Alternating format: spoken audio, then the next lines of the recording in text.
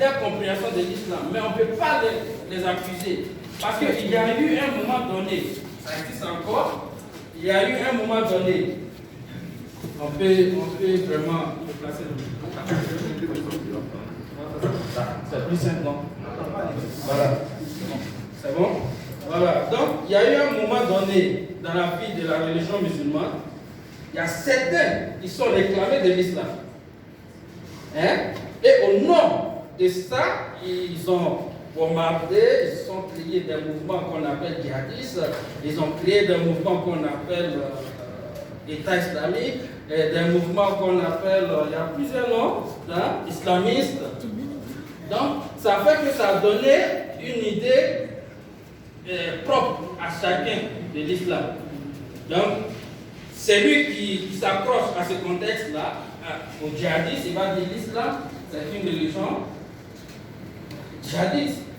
Voilà. Donc, l'autre va dire l'islam, c'est une religion, non, c'est une religion de paix, contextuelle. Donc, contextuel, c'est différent dans cette compréhension. Il y a cet aspect-là. Il y a l'aspect politique qui est plus local, qui nous est vraiment plus lié.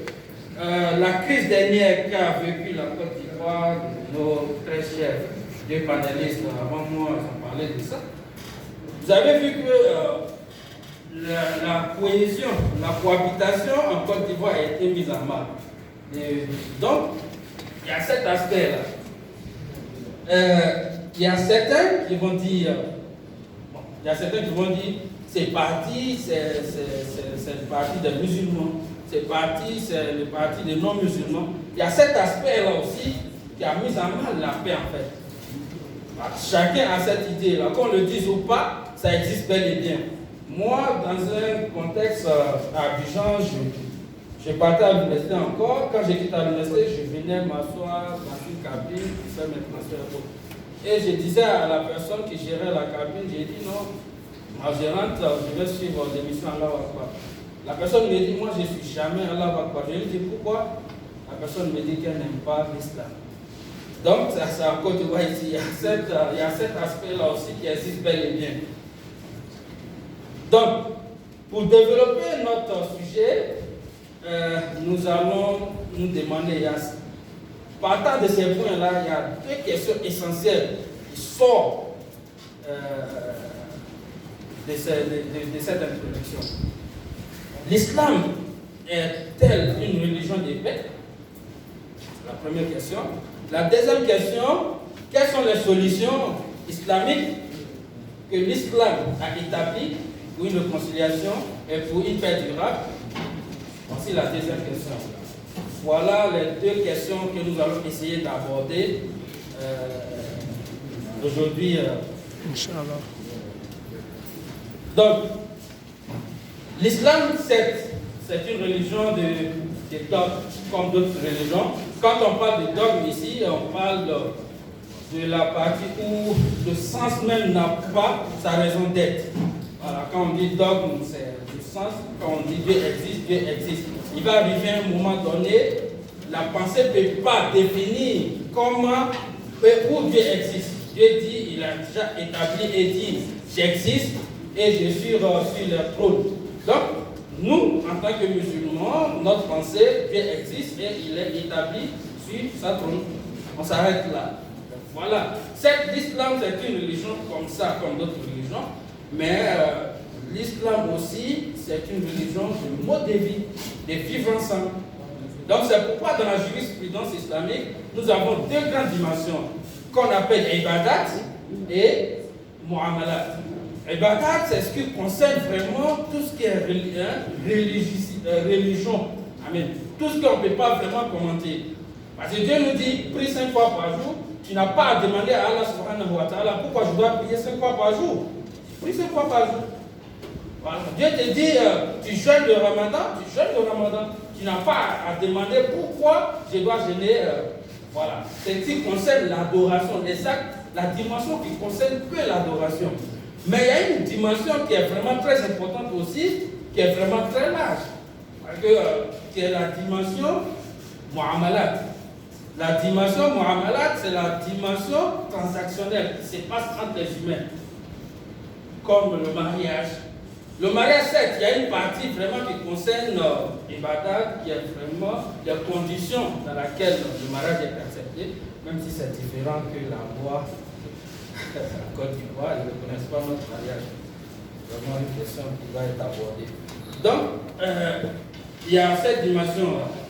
Mais tu vas trouver que le mariage, de la manière que le mariage est célébré ici en Côte d'Ivoire par les musulmans, n'est pas forcément de la même manière que c'est célébré en Asie, en Malaisie, à Bornéo ou à Dubaï. C'est différent. Voilà la partie transactionnelle ou la partie qui concerne chacun dans son. Donc, la paix, la question de la paix, ça concerne cette partie-là, ça rentre sur cette dimension-là, l'islam. Muamalat. Parce que la relation qui existe entre les humains est basée sur ça, sur les muamalat. Et le principe, en islam, on a beaucoup de principes. Et le principe concernant les muamalat, il est permis de demander. Pourquoi? Il est permis d'utiliser le sens dans ce sens-là. Qu'Allah nous donne la compréhension. Donc, il faut déjà établir ça. Donc, c'est pourquoi Allah nous dit, voilà, depuis la révélation de l'islam, l'islam s'attelle à ancrer cette dimension dans les cœurs des musulmans. Elles sont même entiers. Allah nous dit dans le Coran, partant de ces faits, nous avons prescrit aux enfants d'Israël que celui qui tue une âme, c'est comme il a tué tout le monde entier. Donc on va aller. Donc, l'islam, la première question, c'est quoi déjà? Notre première question, l'islam est une religion de paix. Oui, nous le disons haut et fort, dans la pensée islamique, l'islam est une religion de paix. Pourquoi? Nous allons prendre les grands aspects pour démontrer vraiment que l'islam est une religion de paix. Non seulement le nom de l'islam, en langue arabe, signifie paix. Lorsque nous allons prendre étymologiquement, nous allons ressortir par là que l'islam, vraiment, parce que l'islam est du mot salam. Dans la linguistique arabe, il y a ce qu'on appelle al-ishtiqaq al-akbar. L'ishtiqaq al-akbar qui prend le mot par les lettres. Vous allez voir dans les lettres islam, il y a S, il y a L, il y a Mim. Ces mots-là se rapportent tout le temps à la paix et à la tolérance. L'islam, le nom même de l'islam, ça signifie la paix. Assalamu alaykum, assalam min asma' Allah al-husna. Salam pour dire salam. Salam qui signifie aussi la paix. Est un nom aussi, est un attribut d'Allah subhanahu wa ta'ala. Allah nous dit dans le Coran, il est Dieu en dehors de qui il y a point de divinité. Il est le souverain, le saint, le pacifique. Il dit, il est le saint, le souverain et le pacifique. La paix.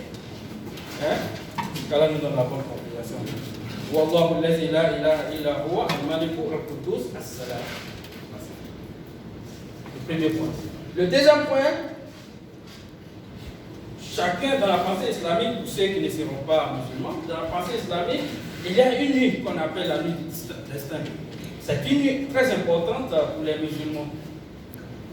C'est la nuit où les choses changent, parce que c'est pourquoi on appelle la nuit du destin. Donc les choses changent. Dieu va établir ce qui va se passer dans ta vie. Donc, dans cette nuit-là, les anges vont descendre sur l'ordre d'Allah subhanahu wa ta'ala pour partager quoi? La paix. Pour partager quoi? La paix. تنزل الملائكة والروح فيها بإذن ربهم من كل أمر سلام هي حتى مطلع الفجر. Pour partager la paix jusqu'à la nuit. Il y a cet aspect. Il y a l'aspect, le prophète Mohammed sallallahu alayhi wa sallam, il a été envoyé pour protéger la paix. Allah nous dit dans le Coran que le prophète dit au prophète,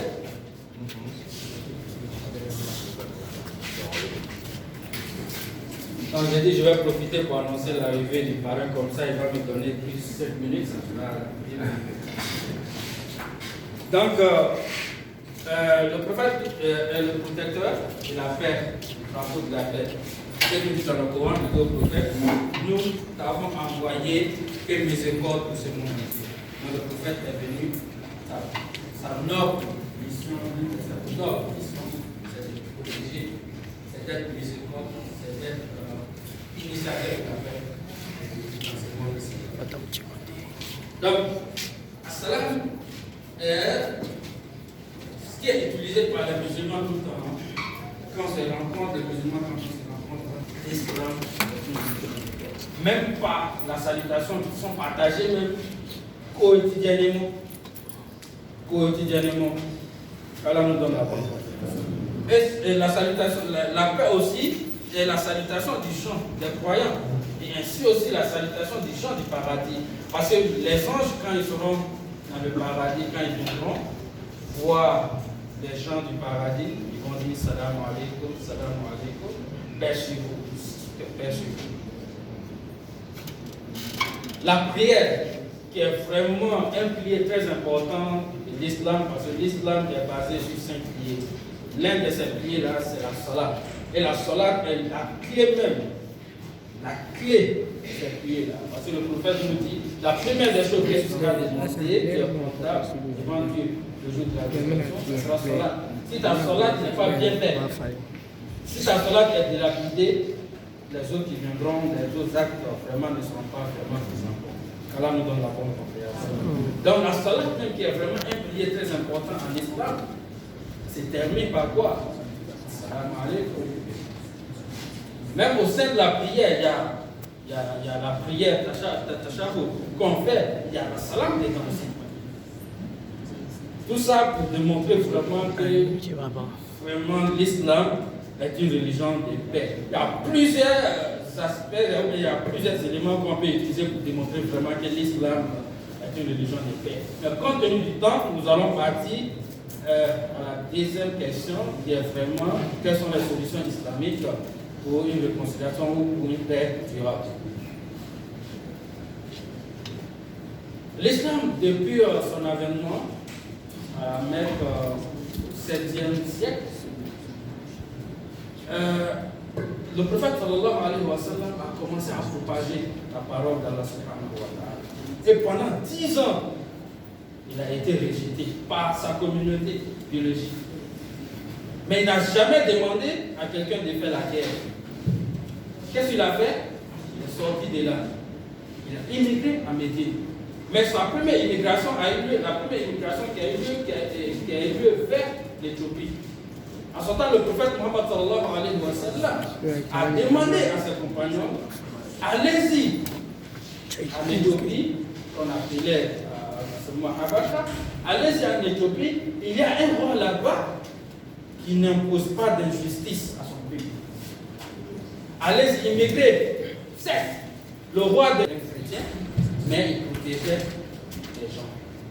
Donc, c'est là la première immigration a eu lieu. La pensée islamique, l'histoire de l'islam, ça veut dire que l'islam même est une religion aussi de l'Afrique.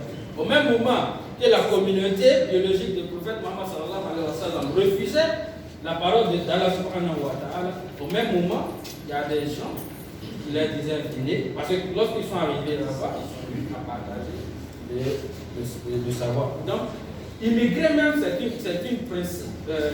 un principe aussi en islam. Lorsque tu te sens vraiment coincé, torturé, tu peux immigrer. Par peur d'altercation. Donc, l'islam aussi, dans la pensée islamique, l'islam a protégé l'âme. Que ce soit musulman ou pas, l'âme en islam est identique dans la pensée islamique. Que ce soit musulman ou pas, il n'est pas permis de tuer une âme. Que ce soit musulman ou non. Il faut qu'il y ait une cause dans la juridiction, dans nos juridictions, ça existe. Hein, en cas de force majeure, on peut parler self-défense, comme on dit ça, légitime défense. C'est défense, voilà, légitime défense, ça existe. Donc, en islam, c'est comme ça. Dieu nous dit dans le Coran ne tuer point d'inapte. Il faut que ça soit une cause. D'accord? Donc, c'est une solution de protection, de la paix. Parce que quand tu tues quelqu'un, forcément la personne va rebondir, ou bien la famille va rebondir. Il y aura la guerre, il y aura des tueries, et ça ne va pas s'arrêter. On dit que le temps est arrivé. Il y a aussi le droit, je vais prendre les grands aspects, il y a le droit du voisinage. Le droit du voisinage.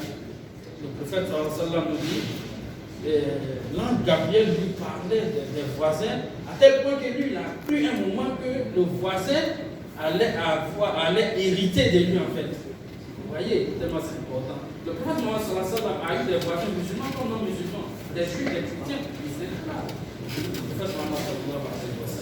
Donc cette protection, la protection de ces droits-là nous amène, nous donne une société paisible, une société réconciliée, une société harmonieuse. Il y a l'aspect qui est important aussi, il y a l'aspect de la liberté de croyance. L'islam ne force personne d'être musulman. Non. Allah nous dit au prophète là, il n'y a pas de contraire dans cette religion. Il n'y a pas de contraire dans cette religion. Tu appelles quelqu'un, oui, apporte le message. Dis à la personne, vraiment, je souhaite que tu sois musulman parce que je t'aime beaucoup, tu es mon voisin. Je pense que ma religion est la meilleure des religions, je veux que tu prennes cette religion. La personne accepte, tant mieux. La personne n'accepte pas, ne le contraint pas. Là, il prend. Donc, il y a ça. Il y a l'équité et la justice. L'islam se focalise sur ça, c'est un point vraiment très important en islam. Il y a le pardon. Le prophète Muhammad sallallahu alayhi wa sallam, il y a eu une altercation entre les clients. Le prophète, un jour, il était là, il faisait une sieste sur une arbre. Un mécréant qui est venu, il a pris son épée. Il dit, voilà, toi, Mohamed, le prophète Muhammad sallallahu alayhi wa sallam, tu dis que tu es le prophète, tu détiens la vérité. Maintenant, je détiens ton épée, je peux te tuer. Qui va te protéger de moi? Le prophète lui a dit, Dieu me protégera de toi. Souvent, le gars, il a tremblé, il est fait tomber, le prophète a reçu l'épée. Le prophète lui a demandé, tu vas me protéger de toi, dire ton pardon. Le prophète a pardonné la personne, elle est devenue musulman après. Tel contenu du temps, donc tels sont quelques aspects pour démontrer vraiment que l'islam est une religion de paix, pour montrer vraiment que tout ce qui concerne l'islam, est venu vraiment, ce sont des solutions pour avoir une société harmonieuse, pour avoir une société de paix. Avant que nous ne parlons même d'une société réconciliée, si une société vit déjà dans la paix, ils ne vont pas vraiment faire palabre pour qu'on puisse parler de réconciliation. Voilà. Donc, sur ce point, pour le cas de Hazar, voilà comment ça a été. Merci beaucoup, docteur.